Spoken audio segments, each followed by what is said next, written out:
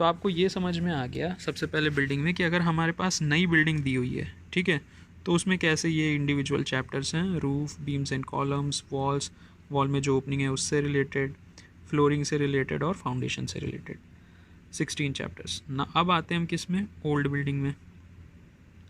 तो old building में क्या है हमारे पास, ओल्ड बिल्डिंग में आपकी दो चीज़ें हो सकती हैं। क्या हैं दो चीज़, आपकी पुरानी बिल्डिंग एक तो ये है कि नॉर्मल बिल्डिंग है, ठीक है, एक ये है हेरिटेज बिल्डिंग है। दो तरह की बिल्डिंग हो सकती है ना, मतलब एक पुरानी बिल्डिंग बोलने का मतलब कोई ऑफिस है जैसे पुराना हो गया है, तो उस ऑफिस वाली बिल्डिंग का आप क्या कर सकते हो, रिपेयर कर सकते हो, या बहुत ही खटारा हो गया है तो उसको डिमोलिश कर सकते हो। तो एक चैप्टर हो जाता है रिपेयर पे और एक चैप्टर हो जाता है डिसमेंटल एंड डिमोलिश पे। लेकिन जब जैसे ये नॉर्मल बिल्डिंग थी तो इसमें तो चॉइस थी, बिल्कुल आपके पास फ्रीडम है, this flexibility that you have, that you may either repair or demolish it. But if we are considering heritage building, अगर कोई heritage building है तो उसके साथ ये थोड़ी है कि उसको आप तोड़ दोगे, because it has some culture in it, ठीक है, it is related to the past, it cannot be made again, ठीक है, तो आपका कल्चर शो करती है। तो वैसी बिल्डिंग का तो आपको सिर्फ कंजर्वेशन करना पड़ेगा, तो कंजर्वेशन ऑफ हेरिटेज बिल्डिंग के नाम से चैप्टर है। तो ओल्ड बिल्डिंग पे आपकी ये 3 चैप्टर हो गए। नेक्स्ट आ जाते हैं हम किस पे, अभी आपने बिल्डिंग के 2 टाइप देख लिए, न्यू बिल्डिंग और ओल्ड बिल्डिंग। न्यू बिल्डिंग पे 16 सब हेड्स, 16 चैप्टर्स, ओल्ड बिल्डिंग पे आपने देख लिए 3 चैप्टर्स। अब हम नेक्स्ट आते हैं बिल्डिंग के अंदर और बिल्डिंग के बाहर। तो बिल्डिंग के अंदर होंगी यूटिलिटीज़ और सर्विसेज वाटर पर बेस्ड, और बिल्डिंग के बाहर तो हम साइट को डेवलप करेंगे। तो पहले अंदर आते हैं। So let's see utilities and services.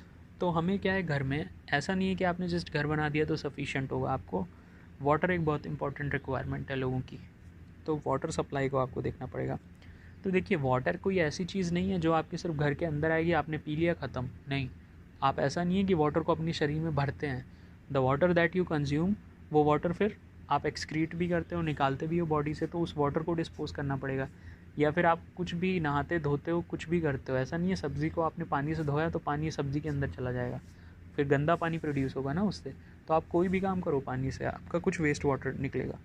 तो इसका मतलब क्या हुआ, स्टोरी ऐसी हुई कि आपके घर में पानी आता है, वाटर एज एन इनपुट, फिर आप उस वाटर को यूज़ करते हो और फिर आपका वेस्ट वाटर निकलता है, वाटर एज आउटपुट।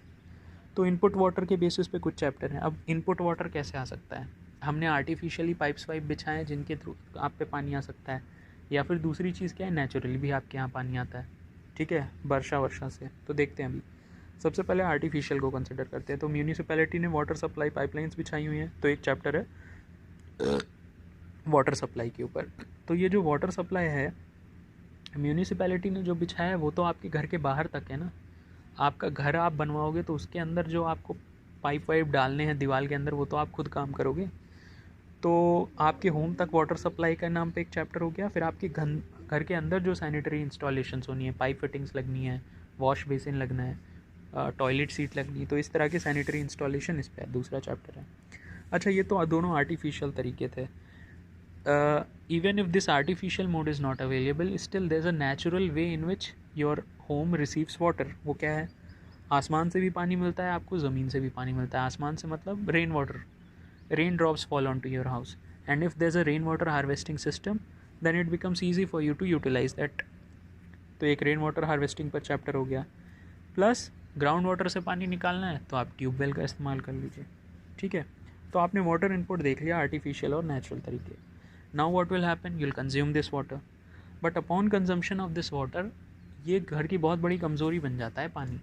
बिकॉज जैसे आपने आर्टिफिशियली पानी को ले आए घर में, या नेचुरली भी पानी आपके घर के ऊपर गिर रहा है, तो अगर आपकी घर बिल्डिंग के कांटेक्ट में पानी आता है, if it is in continuous exposure to this water, what will happen over a period of time, it may damage the building.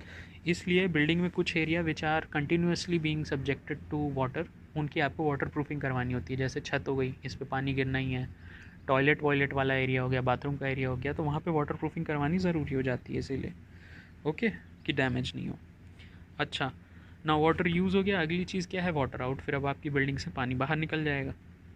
तो अब पानी बाहर निकलेगा तो ये जो वेस्ट वाटर सप्लाई है इसको भी तो डिज़ाइन करना होगा। तो इसके बेसिस पे जो चैप्टर है वो ड्रेनेज नाम का चैप्टर हो गया। समझ में आ गया। तो यूटिलिटीज़ और सर्विस के बेसिस पे 5 चैप्टर हो गए, water supply, sanitary installation, rain water harvesting, tubewell, waterproofing और ड्रेनेज। अभी आपने घर के अंदर की चीज़ें कर ली, घर बना भी लिया, ओल्ड या नई बिल्डिंग के बेसिस पे घर के अंदर पानी की सप्लाई भी इंश्योर कर ली यूटिलिटीज़ के बेसिस पे। अब घर के बाहर का एरिया भी तो ठीक करोगे, ऐसा थोड़ी आपने किसी बिगड़े इलाके में घर बना दिया, अब ऐसा थोड़ी उस घर के अंदर ही रहना है, आप बाहर निकलेंगे, जाएंगे इधर उधर। तो आप क्या करते हो, रोड बनाते हो। साइट डेवलपमेंट में 2 चैप्टर आते हैं, एक है रोड वर्क और अगला है हॉर्टिकल्चर। तो उसमें रोड वर्क में क्या है, रोड वर्क में आपका ऐसा हो गया, समझ लो कि हाँ आपने रोड को कंस्ट्रक्ट करवा लिया, ठीक है। अब रोड कंस्ट्रक्शन हो गया, फिर जो बची हुई एरिया है वहाँ पर आप क्या करते हो, थोड़ा मतलब घास वास उगवा देते हो, पेड़ वेड़ लगा देते हो, तो वो हॉर्टिकल्चर हो जाता है, बस डेवलप हो गई साइट।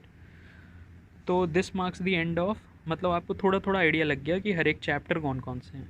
अभी will see in a bit detail as to what we need to learn in each of this chapters. लेकिन अच्छा, तो ये सब हेड्स हो गए। तो अभी 2 पार्ट ही कवर हुए हैं। पहला पार्ट हो गया बेसिक रेट कवर हो गया किसका, मैन मटेरियल और मशीन का। दूसरे पार्ट में आपने सब हेड कवर कर लिया। तीसरे पार्ट में अब आपके आ जाते हैं हम डीएसआर का जो तीसरा और फाइनल हिस्सा है, वो है कोएफिशिएंट ऑफ सीमेंट कंजम्पशन या फिर बिट्यूमेन कंजम्पशन, ठीक है। तो सीमेंट उपयोग के लिए गुणांक, सबसे पहले सीमेंट कंजम्पशन देखते हैं। तो अब जैसे बताया कि एक बड़ा सा वर्क आपका चल रहा है, उसमें इंडिविजुअल वर्क्स जो हैं, वर्क हेड्स जो हैं, जैसे मोटार हो गया, कंक्रीट वर्क हो गया, इसमें मोटार जैसे आपको लगाना है, तो इसमें क्या है, उसकी यूनिट क्वांटिटी के लिए कि 1 मीटर क्यूब का आपको मोटार लगाना है, तो उसमें कितना सीमेंट लगेगा आपको, क्योंकि सीमेंट बहुत ज़्यादा कंज्यूम होता है ना। तो जैसे अब पहले ये देखते हैं कि लगेगा कहाँ कहाँ पे। मोटार में, कंक्रीट वर्क में सीमेंट लगेगा, आरसीसी, मेसनरी चुनाई में, क्लैडिंग वर्क में, वुड और पीवीसी वर्क में, स्टील वर्क में, फ्लोरिंग में लगता है, रूफिंग में लगता है सीमेंट, फिनिशिंग, बिल्डिंग को रिपेयर करना हो, road work, sanitary installation, water supply, drainage, pile work, water proofing, new technology and materials, मतलब सीमेंट बहुत जगह यूज़ होता है। तो एक को उठा लेते हैं आपको ये बताने के लिए कि इन कोएफिशिएंट्स में दिया क्या है। फॉर एग्जांपल मोटार चूज़ कर लिया, तो मोटार की यूनिट क्वांटिटी में कितना सीमेंट हमको लगेगा, दैट इज़ 1 मीटर क्यूब का मुझे अगर मोटार करना है एक छः के मसाले से, तो मुझे कितना लगेगा, तो उसके लिए मुझे 2.5 कुंटल सीमेंट चाहिए। ये देखिए, ये आपको पता चल गया, इन कोएफिशिएंट से आप मल्टीप्लाई कर दीजिए। इसी तरह से बिट्यूमेन कंजम्पशन होता है, लेकिन बिट्यूमेन कंजम्पशन किसके लिए है जनरली, वो है आपके रोड वर्क के लिए, जिसमें आप सरफेस ड्रेसिंग और प्रीमिक्स कारपेट का यूज़ करते हो। हालांकि वाटर प्रूफिंग में भी बिट्यूमेन का कभी कभी इस्तेमाल कर लिया जाता है। So that marks the end of it.